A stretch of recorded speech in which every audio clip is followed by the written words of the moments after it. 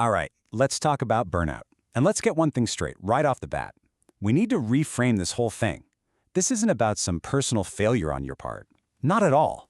We're going to look at burnout for what it actually is. A predictable, almost biological injury you get from playing the high-stakes sport of modern life. So, does this sound familiar? You're just running on empty. A deep, bone-weary kind of tired that a good night's sleep just doesn't seem to fix. You know you're not really sick, but you're definitely not well.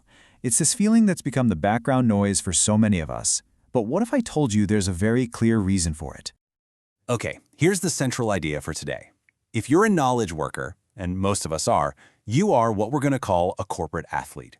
Your sport isn't on a field. It's a game of cognitive and emotional endurance. And the main muscle you're flexing all day, every single day, it's your nervous system. From that first email in the morning to the very last video call. And see, that's the kicker, isn't it? We've all been thrown into this mental ultramarathon with no coach, no playbook, and not even the most basic rules for how to train, perform, and, this is the most important part, how to recover. We're expected to perform like elites, but we were never actually taught how. So let's put on our diagnostic hats for a second. To really understand the problem, we can actually look at decades of sports science. It gives us a perfect parallel for what's happening in our offices and home offices. And you know what? It has a name. In the world of sports, they call it overtraining syndrome, or OTS. It's this really well-understood condition that happens when an athlete pushes their body way past its ability to recover. The key phrase here is chronic maladaptation. This isn't just about being tired. This is your body's systems literally starting to fail and break down. And when you put the symptoms side by side, it is absolutely stunning. That feeling of persistent fatigue that never goes away? Check.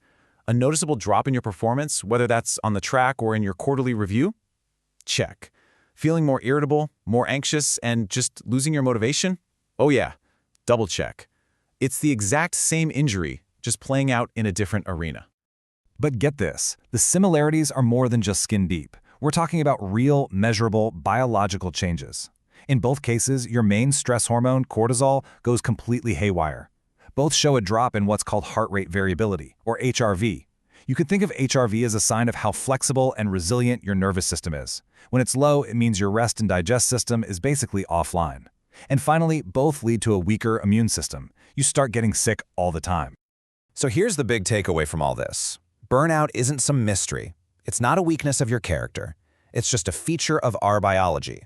It's like an engine. No physical system can run at maximum output all the time without eventually breaking. When stress is constantly higher than recovery, breakdown isn't a possibility, it's a certainty. Okay, so if that's the injury, let's zoom out and look at the playing field. Why is this injury so widespread right now? Well, because the modern world is practically engineered to create it. We see it at every level, from the micro to the macro. Just think about this number for a second. 344. That's the average number of times we check our phones every single day. Each little check, each notification is a tiny jolt of adrenaline and cortisol, a microdose of stress. It's like we're doing high-intensity interval training for our nervous system, but with zero rest periods. Now let's look at our jobs. Occupational health experts have a crystal clear formula for what causes burnout.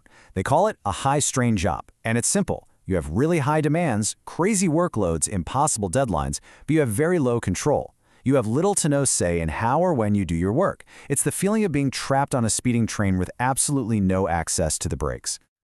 And if we zoom out even further, you can see these huge systemic currents that are constantly pushing against us. You've got the attention economy, which is literally designed to keep us agitated. Widespread financial stress that follows us home. That low-level hum of job insecurity. And a culture that often leaves no room for genuine restorative time off. These things drain our recovery battery before our workday has even started. So, we can't just sit around and wait for the system to fix itself. It's not going to happen. To survive and actually thrive on this playing field, you need your own personal playbook. And the first, most critical part of that playbook is mastering the absolute non-negotiables of recovery. And I want to be clear, these are not luxuries. They're not nice-to-haves. They are mission critical. Quality sleep? That's your body's overnight repair crew. Good nutrition? That's the high-octane fuel for your brain. Truly detaching from work? That's how your nervous system finally gets to downshift. And meaningful leisure? That's what refills your soul. Neglecting any of these is like a marathon runner trying to train on a sprained ankle. It just doesn't work. It really all boils down to this simple but incredibly powerful equation. Burnout is a recovery deficit. Look, stress is a given in life. It can even be good for us, but only if it's balanced by an equal or even greater amount of recovery. Your main job as a corporate athlete is to manage this equation every single day. But here's the thing. Basic recovery sometimes isn't enough. The playing field is frankly unfair. People, systems, bosses, they will constantly try to take your energy without giving anything back. So to protect yourself, you need more than just good habits. You need a strategic doctrine. One of the most powerful tools we can borrow for this comes from game theory. It's called the shared stakes ladder. And think of this less like a tactic and more like a personal policy for how you deal with any request for your time and energy. It's designed to make sure that anyone who wants to play on your team has to have some skin in the game. So here's how it works in the real world. Step 1. All new commitments start small and mutual. Step 2. If someone drops the ball, you address it right away and you add a checkpoint. Something like, hey, you missed that deadline, so for the next one, let's have a quick check-in 2 days before it's due. Step 3. If it happens again, you reduce your risk. Okay, since this keeps happening, I can only commit to doing this much smaller part of the project. And Step 4. If they fix their behavior, you can forgive and reset the terms. It's a clear, fair, and most importantly, self-protecting system. This right here becomes your new operating principle. It's a simple, elegant filter. No shared stakes, no play. It just automatically weeds out the takers, the exploiters, and the people who are just casually unreliable. It forces every relationship to be built on a foundation of mutual respect and reciprocity, and it transforms you from someone who just reacts to requests into a strategic player who sets the terms of engagement. And this is not just for negotiating a business deal. Think about this for everything. That friend who always cancels on you at the last minute? The family member who only ever calls when they need a favor? By applying this shared stakes ladder, you start to engineer a life where your most precious non-renewable resource, your energy, is protected and invested wisely. So let's bring this all home and bust the biggest myth out there. If you are burned out or you're on your way there, it is not because you aren't tough enough. It is not a resilience deficit. It's a recovery deficit, period.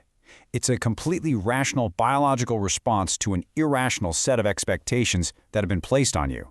The problem is largely outside of you, in a system that's designed for overload.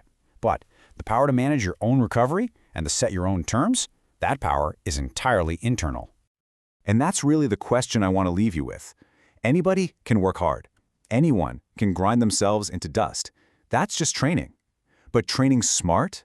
That means you understand the game you're playing, you manage your energy strategically, and you prioritize recovery as the absolute key to sustainable performance. Look, you are the athlete, and your life is the ultimate endurance event. No one is going to show up and hand you a playbook or manage your recovery schedule for you. It is time to step up and become your own best coach. So train hard, but please recover harder. Thanks for exploring this with us.